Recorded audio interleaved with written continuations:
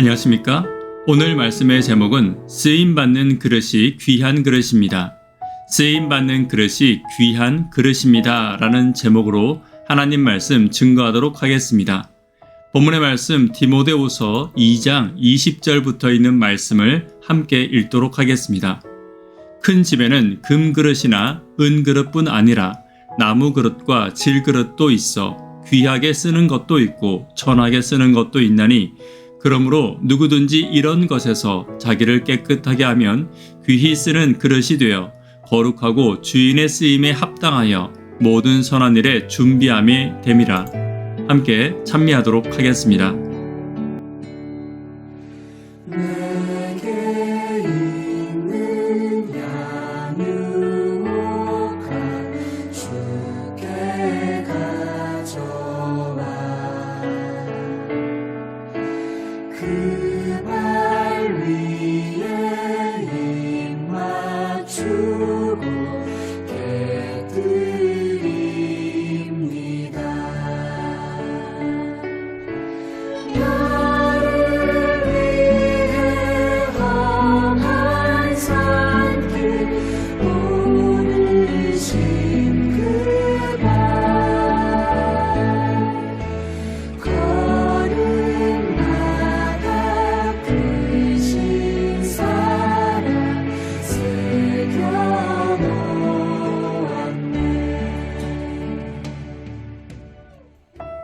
이 20절에 큰 집은 성도들이 모여있는 교회를 가리키는 말입니다.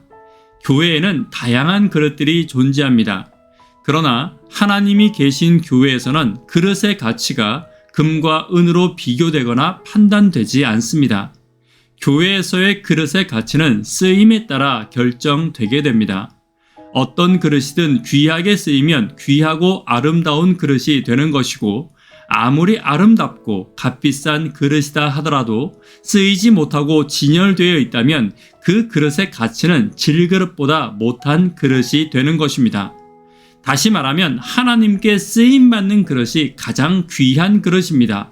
저와 여러분들이 쓰임받는 그릇이 되기를 간절히 바랍니다. 화려하거나 값비싼 그릇은 아닐지라도 교회와 하나님께 쓰임받는 그릇으로 하나님께 가치를 인정받는 저와 여러분들의 그릇이 되기를 간절히 바랍니다. 첫 번째, 쓰임받는 그릇이 되기 위해서는 깨끗한 그릇이 되어야 합니다. 21절입니다. 그러므로 누구든지 이런 것에서 자기를 깨끗하게 하면 귀히 쓰는 그릇이 되고 거룩하고 주인의 쓰임에 합당하여 모든 선한 일에 준비함이 됨이라. 하나님께 쓰임받는 그릇은 항상 깨끗해야 합니다. 그 속에 잡다한 생각이나 또 죄의 생각이 지워지도록 항상 자신을 정결하게 하는 일이 매우 중요합니다. 앞서 이야기한 후메네오나 빌레도 같이 겉은 화려하고 입담 있는 거짓 교사들의 가르침을 받아들이지 않도록 조심해야 합니다. 내 속에 거짓된 가르침과 잘못된 지식과 잘못된 신앙이 들어오지 않도록 자신을 정결하게 지켜야 합니다. 그리고 도덕적으로도 항상 깨끗하고 죄가 내 속에 들어오지 않도록 애써야 할 것입니다. 만약 내 속에 거짓과 혹 하나님의 말씀이 아닌 신앙이 들어와 있다면 살펴서 씻어내는 성도들이 되어야 합니다. 그러나 나는 죄인이기에 나의 깨끗함을 내가 지키지 못하고 계속 더러워질 수밖에 없습니다. 그러므로 끊임없이 성령과 연결되고 하나님께 무릎 꿇음으로 깨끗함과 정결함을 유지해 하나님께 쓰임받는 그릇들이 되기를 간절히 바랍니다. 두 번째는 거룩한 그릇들이 되어야 합니다. 거룩함이란 구별됨을 말하는 것입니다. 나는 하나님께 쓰임받기에 거룩해지는 것입니다. 교회에 있는 성물들은 만들 때부터 거룩한 것이 아니라 하나님께 드려졌고 하나님께 쓰임받기에 거룩해지는 것입니다. 마찬가지로 나는 원래 거룩한 백성이 아닌 죄의 백성입니다. 그러나 하나님께서 나를 그리스도의 피로 거룩하게 하신 것입니다. 그렇다면 내 속에 이제부터 거룩함을 담아야 합니다. 내가 보는 것과 듣는 것과 말하는 것이 거룩해야 합니다. 내가 먹는 것과 다니는 곳과 만지는 것들이 거룩해야 하는 것입니다. 교회에만 다니라는 이야기가 아닙니다. 이전에 내가 즐기던 거룩하지 못한 것들을 피해야 한다는 것입니다. 그리고 이제는 만지고 보고 듣는 것들을 거룩한 것으로 바꾸기 위해 애써야 합니다.